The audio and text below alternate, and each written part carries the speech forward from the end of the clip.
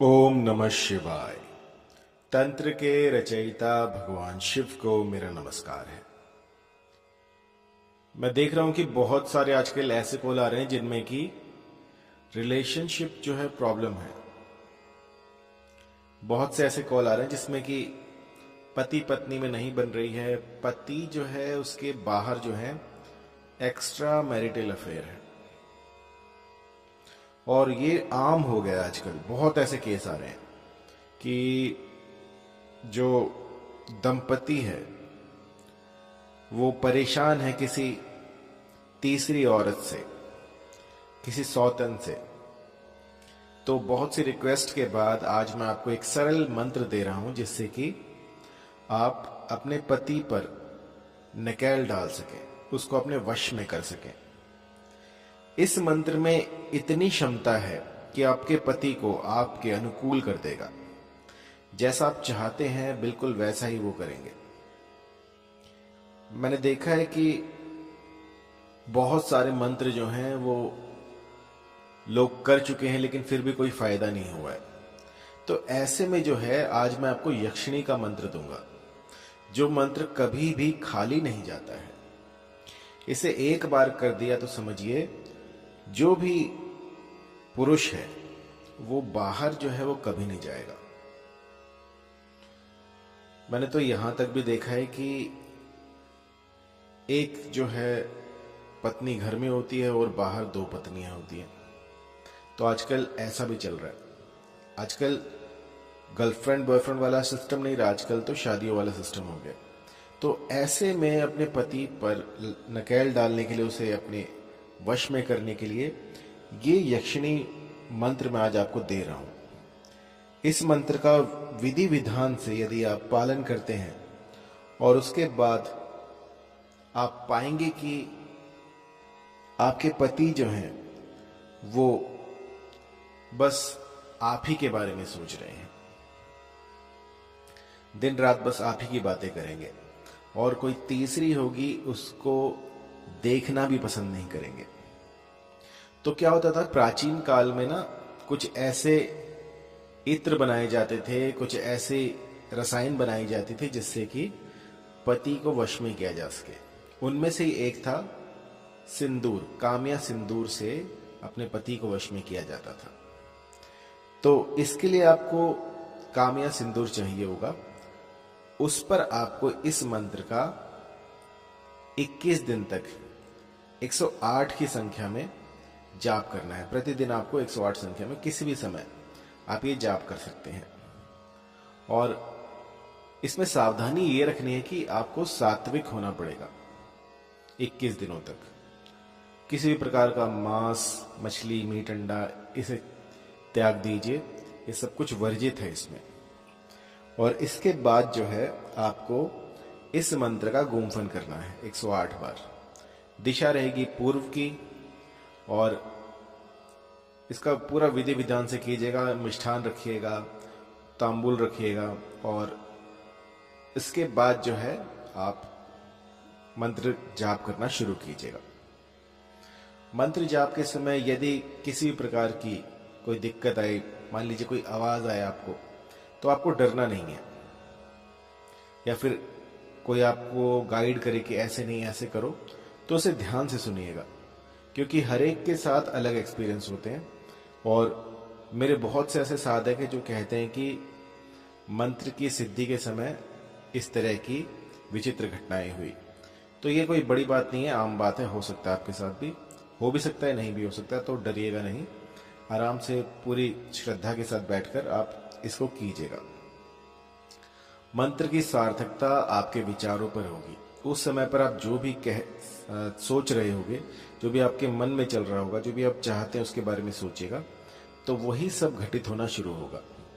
और ये जो शक्ति है, ये जो यक्षिणी है, ये आपको दिखेगी नहीं, लेकिन आपके काम बनाती जाएगी, आपके पति को आपके पास रखेगी।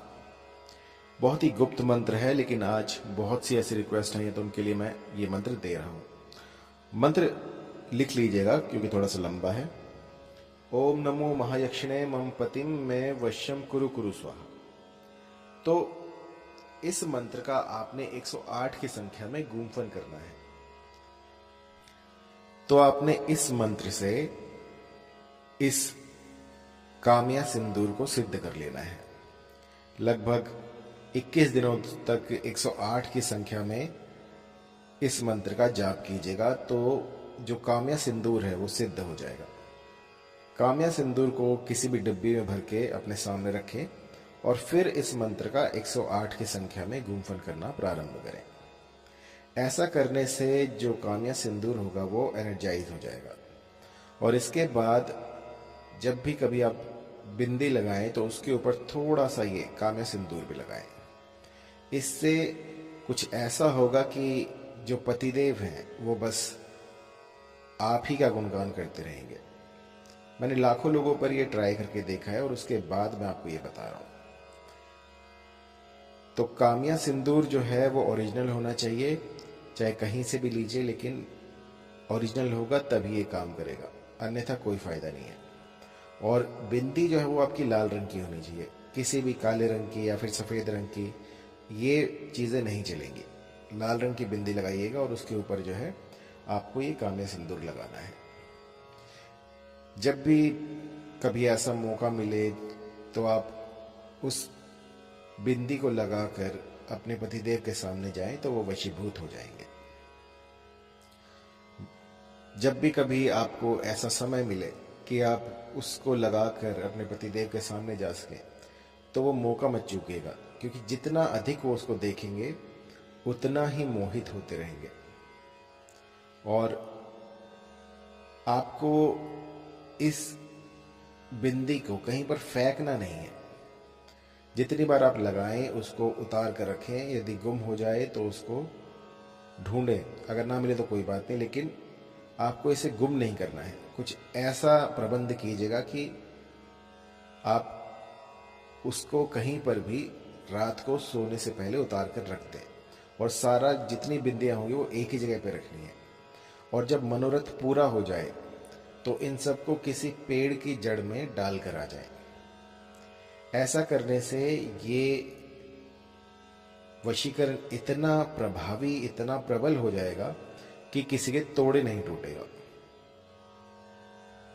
मैंने ऐसे ऐसे केस देखे जिनमें कि डाइवोर्स तक की प्रॉब्लम आ गई थी। उनको मैंने एक छोटा सा सरल सा उपाय दिया और इस मंत्र ने उनके लिए चमत्कार कर दिया। बहुत ही पावरफुल है। अगर किसी को अपने वशीभूत करना हो तो इससे भयंकर वशीकरण नहीं हो सकता। एक ही दिन में असर दिखाने वाला।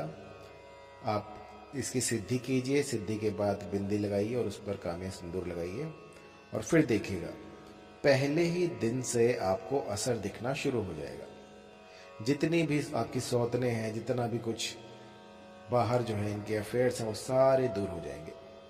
और बात यदि तलाक तक की आ गई हो तो भी ये मंत्र अपना काम बखूबी करता है। तो इसमें कुछ ऐसी शक्तियां हैं जो कि बैकग्राउंड में आपका काम करती रहती हैं। आपको कुछ भी दिखेगा नहीं, लेकिन स्वतः ही आपके काम बनते चले जाएंगे। आप पाएंगे कि जितनी भी स्त्रियां थी इनकी लाइफ में, वो धीरे धीरे करके कहीं गायब हो गई हैं।